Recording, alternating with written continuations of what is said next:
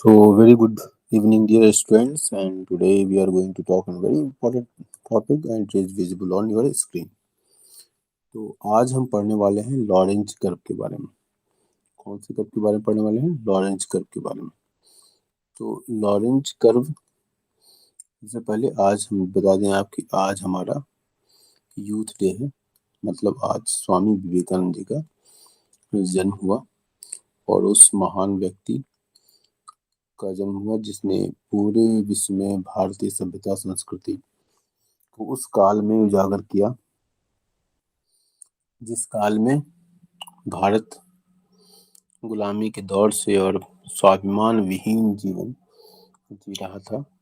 एक ऐसी संस्कृति जिसने सभ्यता का पाठ पढ़ाया दुनिया को, वसुधैव कुटुंबकम की शिक्षा दी, वैसे देश को इस तरह की स्थिति का सामना करना पड़ा था। चलिए, तो हम बात कर रहे हैं लॉरेंज कर्व की। So it is a graphical method. पहला पॉइंट क्या है?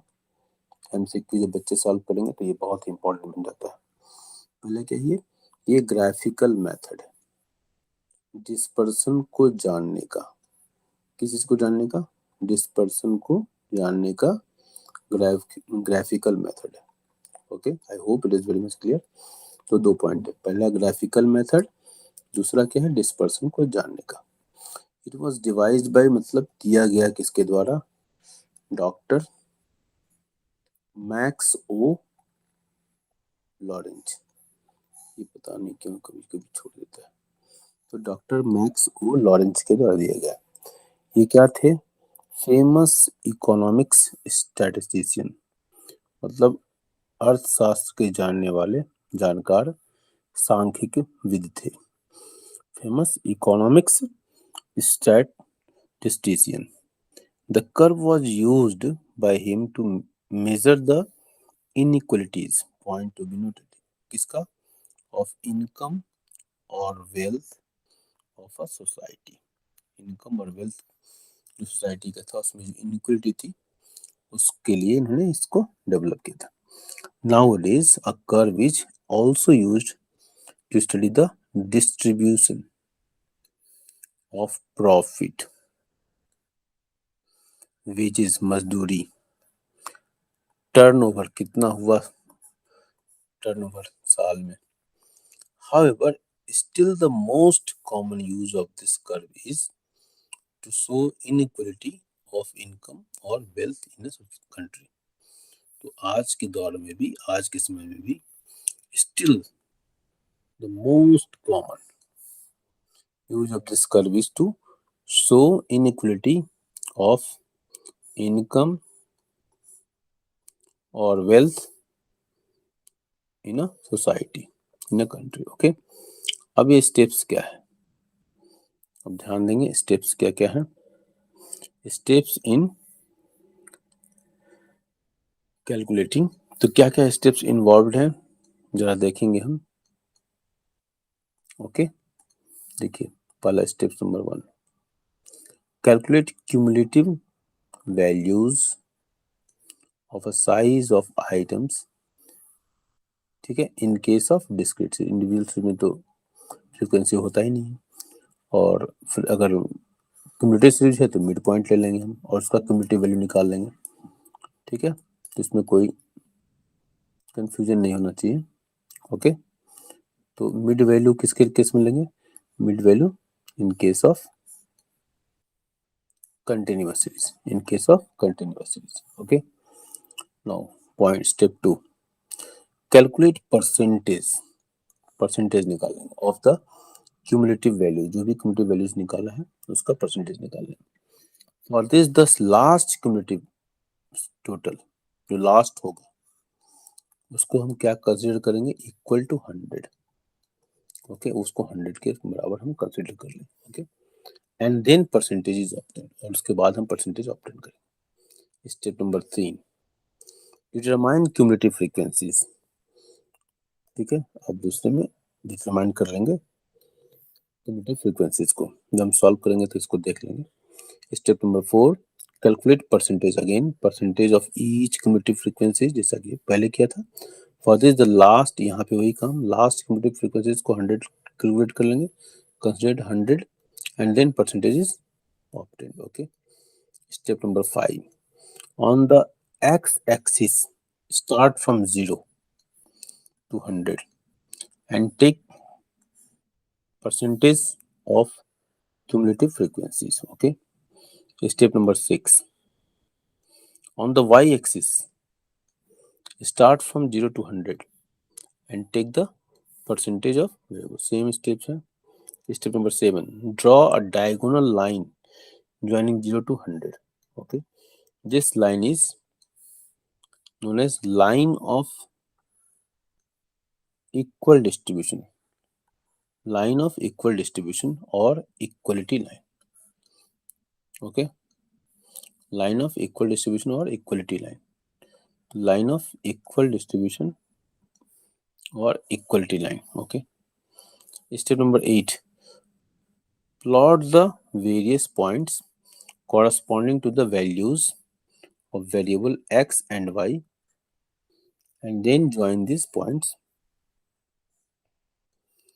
with a smooth freehand curve, and the curve is obtained so its actual distribution, and this curve is known as Lorentz curve. अब इसको समझने के लिए question ले लिया हमने एक. ओके. क्वेश्चन आपके सामने. क्वेश्चन हमारा, from the following details monthly income. Okay. Okay. दिया हुआ है, ड्रॉ लॉरेंज कर्व. क्या निकाला? Lorentz curve. इनकम दिया हुआ है, इनकम 1000 रुपीज में 0 to 10, ये क्यूमुलेटिव फ्रीक्वेंसी लिया गया है यहाँ पर. Sorry, number of persons FIM. Okay. अब देखिए मंथली इनकम, ये तो दिया है, क्वेश्चन दिया हुआ है. मिड वैल्यूज हम निकाल लिया हमने.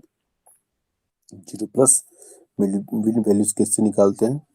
मिड वैल्यू कैसे निकालते हैं? Mid value is equal to lower limit plus upper limit divide by 2. तो ये हो गया हमारा 5. तो ये हम एक निकाल दिया हमने, तो आप बाकी निकालना समझ गए होंगे. Okay. 10 plus 20 by 2 is equal to 15. Okay. Like that we can. अब हम क्या किए, हम उसका क्यूमुलेटिव मिड वैल्यूज का क्यूमुलेटिव निकाल लेते हैं. तो 5 पहले में तो 5 ही होगा, इसके बाद 5 में 15 जोड़िए 20, 20 में 25 जोड़ा 45, 45 में 35 जोड़ा 80 एंड 80 में 45 जोड़ा 125. तो इस तरीके से हमारा क्यूमुलेटिव मिड वैल्यू निकल गया. अब हम परसेंटेज क्यूमुलेटिव मिड वैल्यू निकालते हैं. 125 को हम क्या कर दिए, 100 इक्वल मान लिया. अब हमने कैसे निकाला उसको भी हमने यहाँ दिखाई दिया है, किसी भी और किताब में आपको देखने को नहीं मिलेगा. 5 by 125 into 100, that is a 4%. Similarly 20 by 125 into 100, 16, 36, 64, 100. Okay. अब हम नंबर दूसरे फ्रीक्वेंसी का हम निकालेंगे, सेम जैसे हमने यहाँ निकाला है उसी चीज को हम यहाँ प्रोसेस करेंगे. फ्रीक्वेंसी दी है 4, 5, 7, 5, 4. अब इसका क्यूमुलेटिव वैल्यू पर निकालेंगे. 4, 4 प्लस 5 9 हो गया, 9 plus 7 16, 16 plus 5 21 and 21 plus 4 25. Now again the same this process which we have followed, same here. 4 by इसको 100 मान लेंगे, इसको 100 मान लिया, देखिए, और फिर कैलकुलेट किया. 4 by 25 into 100 16, 9 by 25 into 100 36, 64, 84 and 100. Okay. So this is okay. Now हम यहाँ पर अब लॉरेंज कर्व हम ड्रॉ कर रहे हैं. अब यहाँ पर ये 0 to 100 है, यहाँ पर आप गैप में यूनिट के अनुसार 10, 20, 30, 40, 50, 60, 70, 80, 90 and 100 ऐसे. Similarly here also you can do. अगर यूनिट सेम है तो यूनिट सेम ही लेंगे हम, क्योंकि लेना ही पड़ेगा. 20, 30, 40, 50, 60, 70, 80 और 90 और ये 100. Okay. So like that. Okay. तो अब इसमें हमको क्या करना, इसमें हमने क्या किया, देखिए स्टेप, हमने इसको ड्रॉ की, ये लाइन ऑफ इक्वलिटी है डिस्ट्रीब्यूशन, और यहाँ पर अब जो भी वैल्यूज है उस वैल्यूज को हमने यहाँ जो वैल्यूज आपका दिया हुआ था इस वैल्यूज को हम प्लॉट करते हैं। कौन से को? ये परसेंटेज क्यूमुलेटिव मिड वैल्यूज को और परसेंटेज क्यूमुलेटिव फ्रीक्वेंसी को। जो आप देखेंगे अगर यहाँ पर plot the various points corresponding to the values of variables x and y and then join the points with the smooth freehand। ठीक है, ये लाइन ऑफ इक्वल डिस्ट्रीब्यूशन जो बीच में था और इक्वलिटी लाइन जिसको कहते हैं। ओके,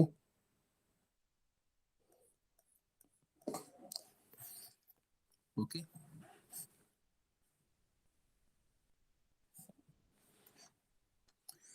तो इस तरीके से हमारा क्यूमुलेटिव फ्रीक्वेंसी को हमने इन दोनों को हमने प्लॉट कर दिया और फिर हमारा जो वैल्यू आया ग्राफ कुछ इस तरीके से आता है।